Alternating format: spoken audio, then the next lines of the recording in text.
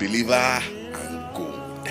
So we want to start this series with a conversation on covetousness.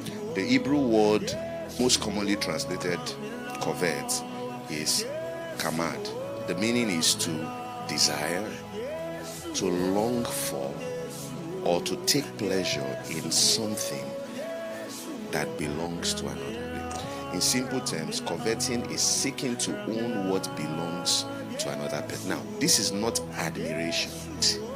It is evil in a sense, and look at why. It is a desire to possess a specific house. This covetousness means I see something that belongs to another person and I want that thing. Why?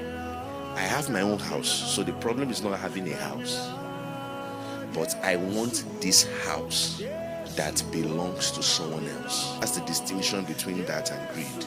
Greed is to want more. Greed is I want more. But covetousness is I want this house. So even if I have 100 billion houses, if I don't have this one, I still have lameness in my soul. How covetousness sounds practically. Number one, why does he have that and I don't? I work just as hard. If I had his connections, I would be further than him by now. They are not even using it properly. God has been blessing everyone else. When is it going to be my turn? Sometimes God wins covetousness. I've been faithful longer than them. Why are they ahead of me? I will be happy once I get the job. I'll be happy once I get the car. That's covetousness.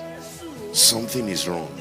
Nobody rises that fast without cutting corners. Somebody is poor today. In 2 weeks, they are now rich. You say it's ritual. Go and do that. Easy it is. Another one, you go to your wardrobe full of clothes and say, I don't have what to wear. Now, why understanding this sin called covetousness is important? Number one, it is not spoken about enough today. Now, I have been pastoring at least the way I'm sold we're going to be 8 this year, June. Nobody, and I'm telling you this, nobody has ever met me before to say, Pastor, I'm struggling with covetousness and greed. You know, when I was preparing this, I just thought about it. This thing is so normalized that I have never counseled somebody struggling with covetousness and greed. You are saying people are not. I have counseled people that struggle with bitterness, that eventually went and killed the person that they complained to me about. Yes, I've seen things. This is my work. But I've never heard covetousness and greed. Pastor, I'm struggling with this thing. I want my friend's girlfriend. I've never heard it before. Covetousness is one of the most socially acceptable sins in the modern world. And in many cases, it is actively celebrated. I'll give you examples. How people aid covetousness. When parents start asking their children, is that not your mate?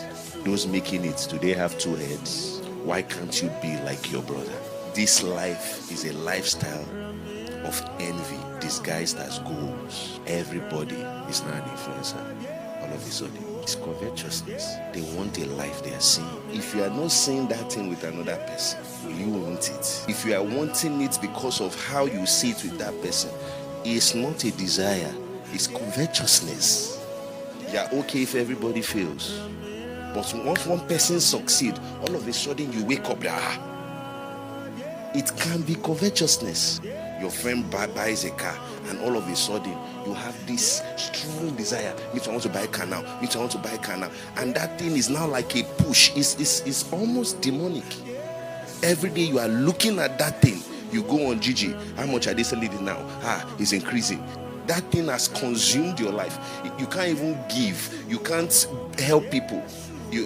Because now you don't have. Meanwhile, you have 8 million in your account. But that car you saw is 10.6. So you have money, but you are broke. This thing is why some people will give money in church to buy power, so pastor can like them, so they can sit in the front say, and not pay their children's school fees. We have seen these things. Where a man is nice outside and the children are bleeding, there is a way he wants to be perceived. Now I've said that thing. A selfish person will give. If giving will give him attention. He's coveting grace. I don't know if he's coveting, give me good seats. Let pastor like me. So you are scrolling and silently wishing your life looked like someone else's life. And woe betides you if you are looking at an unbeliever and you wish for their life. Your life is a sad life. You have not understood the gospel. When you understand the gospel like Paul, you say having nothing, possessing all. You start talking, we are poor, yet making others rich. A man went into a room of billionaires. He was the only millionaire there. And somebody whispered to him and said, you know you are the poorest here. He looked at them and said, no, I'm the richest. Why? Because I have enough. He told the person, he said, look at all of them. Do they look like they have enough? You are not rich until you are contented.